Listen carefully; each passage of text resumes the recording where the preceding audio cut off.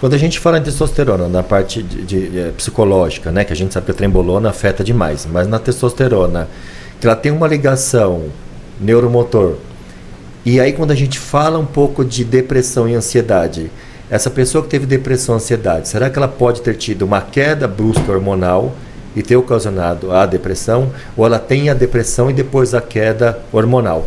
E será que se ajustar um pouquinho, ela não melhora esse parâmetro dela, em vez de ficar colocando os remédios fortíssimos durante anos?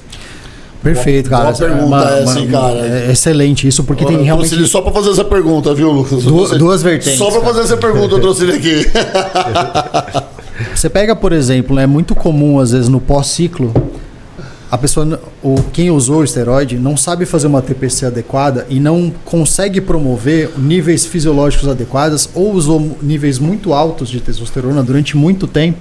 E aí, quando usa um uso fisiológico, tem sensações diferentes. E eu preciso de uma avaliação psicológica, psiquiátrica para isso. Tem muitos pacientes que têm hipogonadismo, né, que têm a deficiência de testosterona, eles têm sintomas depressivos. E quando eu trato isso, eu melhoro a depressão dele. Principalmente certo. Depressão leve, depressão moderada, que é a maioria das depressões, né? Pode ser, por isso que o indivíduo deprimido ele precisa investigar os seus hormônios para ver se estão normais, né? O indivíduo que tem depressão não associado à testosterona, pode ser que ao tratar a depressão, alguns medicamentos podem influenciar na testosterona. E aí ele piora o quadro. Isso. Né? Então, por isso que no acompanhamento precisa sempre, porque ele pode usar o remédio para depressão e repor a testosterona.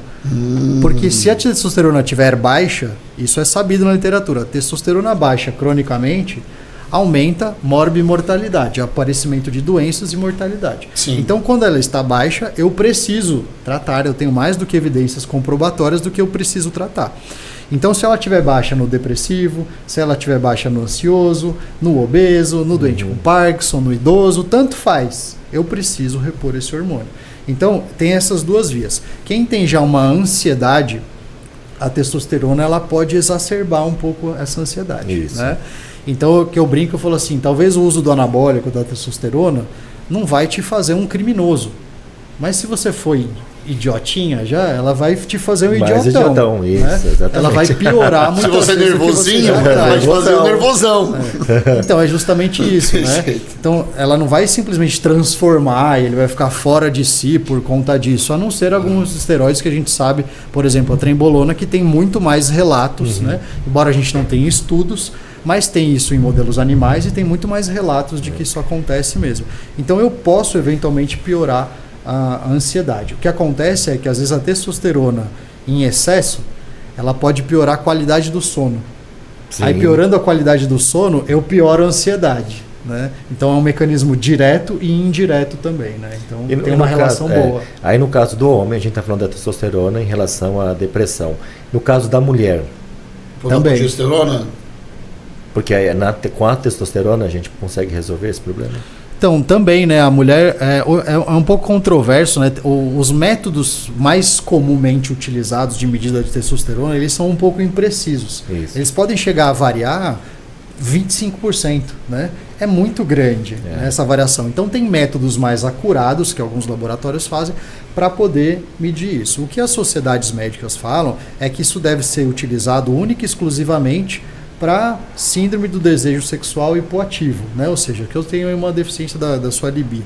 Mas, no entanto, isso pode ser multifatorial e a testosterona, como eu tinha dito, ela interfere em uma série de processos metabólicos.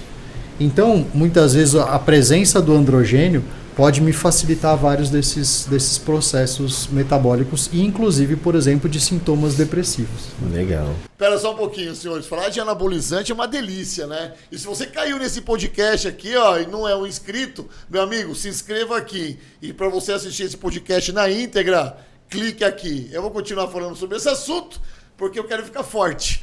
Continue, senhores.